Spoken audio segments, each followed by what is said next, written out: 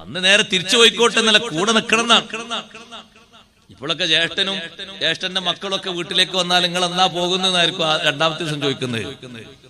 അപ്പൊ തന്നെ ബാക്കിയുള്ളവർക്ക് മനസ്സിലാകും ഇവിടെ നിന്നാലും ഇവർക്ക് ചെലവ് കൂടെ, നമുക്ക് വേഗം പോകാം. അങ്ങനെ ചോദിക്കാൻ പാടില്ല.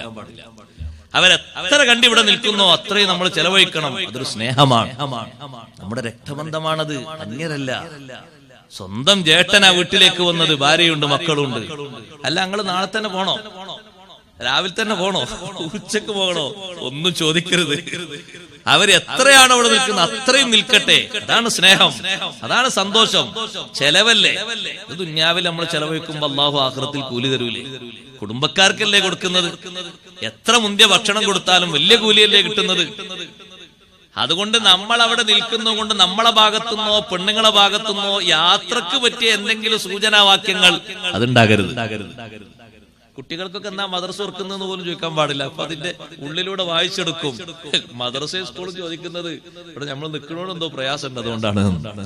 അങ്ങനെ ചോദിക്കരുത്. ആർക്കാ തിരിയാത്ത? വേഗം തിരിയും.